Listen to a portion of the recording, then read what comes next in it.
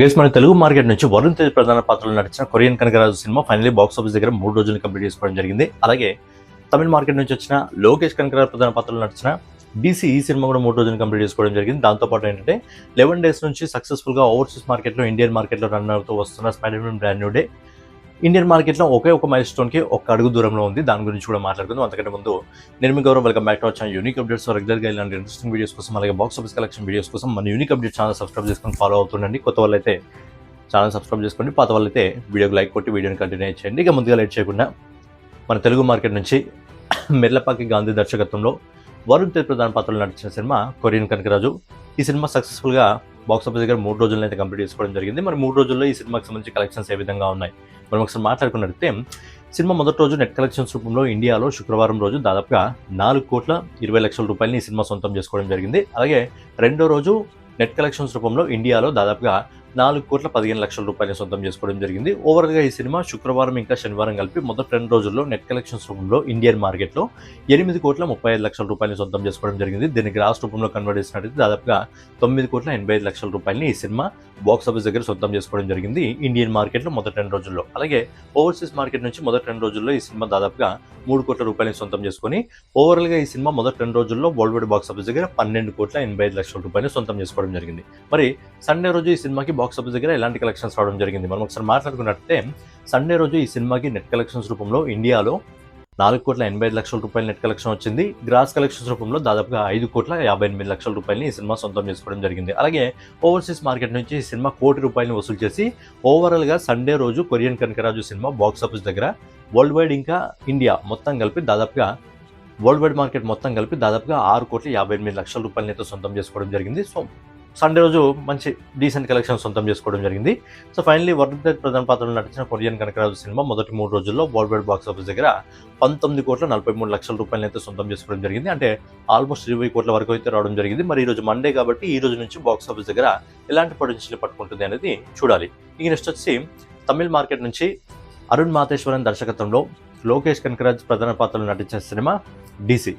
ఈ సినిమా 3 రోజులైతే box office దగ్గర కంప్లీట్ చేసుకోవడం జరిగింది. మరి ఈ సినిమా కలెక్షన్స్ ఏ విధంగా ఉన్నాయి మనం ఒకసారి మాట్లాడుకున్నట్లయితే, మొదటి రోజు ఈ సినిమా నెట్ కలెక్షన్స్ రూపంలో ఇండియాలో 4,40,00,000 రూపాయలని సొంతం చేసుకోవడం జరిగింది. అలాగే సాటర్డే రోజు ఈ సినిమాకి నెట్ కలెక్షన్స్లో మంచి గ్రోత్ అయితే రావడం జరిగింది. సాటర్డే రోజు ఈ సినిమా దాదాపుగా 7 కోట్ల రూపాయలు వసూలు చేసింది. ఓవరాల్గా ఈ సినిమాకి శుక్రవారం ఇంకా శనివారం కలిపి మొదటి 2 రోజుల్లో నెట్ కలెక్షన్స్ రూపంలో ఇండియాలో దాదాపుగా 11,40,00,000 రూపాయలని ఈ సినిమా సొంతం చేసుకోవడం జరిగింది నెట్ కలెక్షన్స్ రూపంలో. దీన్ని గ్రాస్ రూపంలో కన్వర్ట్ చేసినట్లయితే దాదాపుగా 2 రోజుల్లో 13,11,00,000 రూపాయలు సొంతం చేసుకోవడం జరిగింది. అలాగే ఓవర్సీస్ మార్కెట్ నుంచి మొదటి 2 రోజుల్లో ఈ సినిమా దాదాపుగా 5,50,00,000 రూపాయల మంచి సాలిడ్ కలెక్షన్స్ అయితే ఈ సినిమా సొంతం చేసుకొని ఫైనలీ ఈ సినిమా మొదటి 2 రోజుల్లో వరల్డ్ వైడ్ బాక్స్ ఆఫీస్ దగ్గర 18,61,00,000 రూపాయలు సొంతం చేసుకోవడం జరిగింది. మరి నిన్న సండే బాక్స్ ఆఫీస్ దగ్గర ఈ సినిమా పొటెన్షియల్ ఎలా చూపించిందంటే, అద్భుతమైన కలెక్షన్స్ అయితే రావడం జరిగింది. నెట్ కలెక్షన్స్ రూపంలో ఆదివారం రోజున డీసీ సినిమా 9,55,00,000 రూపాయలు సొంతం చేసుకోవడం జరిగింది. దీన్ని గ్రాస్ రూపంలో కన్వర్ట్ చేసినట్లయితే దాదాపుగా 11,26,00,000 రూపాయలు కేవలం ఇండియన్ మార్కెట్లోనే ఈ సినిమా సొంతం చేసుకోవడం జరిగింది. అలాగే ఓవర్సీస్ మార్కెట్ నుంచి 2,25,00,000 రూపాయలు సొంతం చేసుకుని ఓవరాల్గా ఈ సినిమా సండే రోజు వరల్డ్ వైడ్ బాక్స్ ఆఫీస్ దగ్గర దాదాపుగా 13,51,00,000 రూపాయలు సొంతం చేసుకోవడం జరిగింది. సో మంచి సాలిడ్ కలెక్షన్ సండే రోజు రావడం జరిగింది. దాదాపుగా 13 కోట్ల వరకు ఈ సినిమా సొంతం చేసుకోవడం జరిగింది. ఇక ఫైనల్గా లోకేష్ కనకరాజ్ నటించిన డీసీ సినిమా మొదటి 3 రోజుల్లో వరల్డ్ వైడ్ బాక్స్ ఆఫీస్ దగ్గర దాదాపుగా 31,86,00,000 రూపాయలు అయితే సొంతం చేసుకోవడం జరిగింది.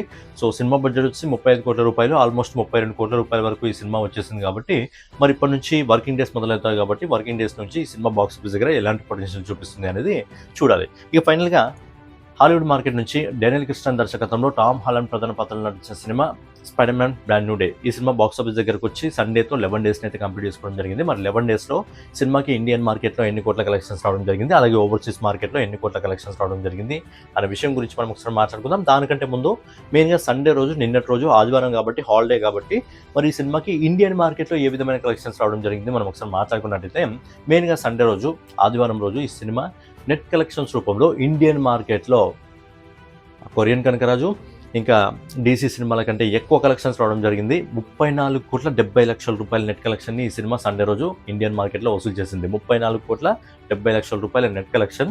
దీన్ని గ్రాస్ రూపంలో కన్వర్ట్ చేసినట్టయితే ఓవరాల్గా ఇండియన్ మార్కెట్లో ఈ సినిమా దాదాపుగా 40,94,00,000 వసూలు చేయడం జరిగింది. అంటే ఆల్మోస్ట్ 41 కోట్ల రూపాయలని ఈ సినిమా ఆదివారం రోజు ఇండియన్ మార్కెట్‌లో వసూలు చేయగలిగింది. అంత సాలిడ్ కలెక్షన్స్ అయితే ఈ సినిమాకి రావడం జరిగింది. సో 11 డేస్‌లో ఓవరాల్‌గా ఇండియా కలెక్షన్ ఎంత అంటే మొదటి 11 రోజుల్లో ఈ సినిమా ఇండియాలో నెట్ కలెక్షన్స్ రూపంలో 415,45,00,000 రూపాయలనైతే అందుకోవడం జరిగింది.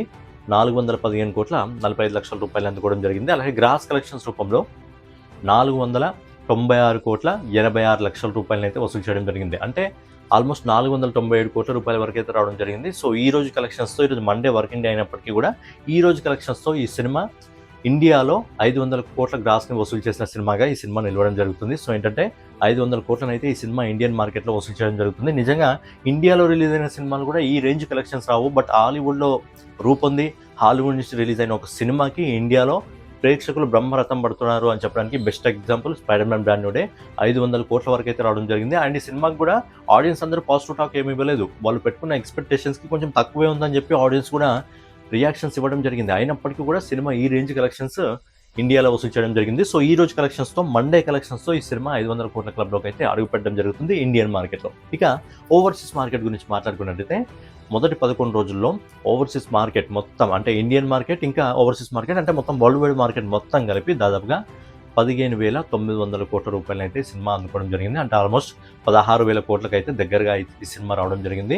సో ఇంకో 4,000 కోట్లను వసూలు చేస్తే ఈ సినిమా $2 బిలియన్ అయితే చేరుతుంది. అంటే 20,000 కోట్ల క్లబ్లోకి అయితే ఈ సినిమా చేరడం జరుగుతుంది. అలా చేరిన 8వ సినిమాగా ఈ సినిమా ఉండబోతుంది. మరి మీ ఒపీనియన్ ఏంటి? స్పైడర్ మ్యాన్ బ్రాండ్ నుండి 20,000 కోట్ల క్లబ్లోకి అడుగు పెడుతుందా లేదా అనేది మీ ఒపీనియన్ని కామెంట్ రూపంలో తెలియజేయండి. సో ఫైనల్గా ఏంటన్నమాట, కొరియన్ కనకరాజు, DC ఇంకా spider man brand new day మూవీకి సంబంధించి బాక్స్ ఆఫీస్ కలెక్షన్ వీడియో. మరో వీడియోలో మళ్ళీ కలుసుకుందాం. So daily box office videos కోసం మన యూనిక్ అప్డేట్ ఛానల్ ఫాలో అవుతుండండి. మళ్ళీ కలుద్దాం. జై హింద్, జై భారత్. నమస్తే.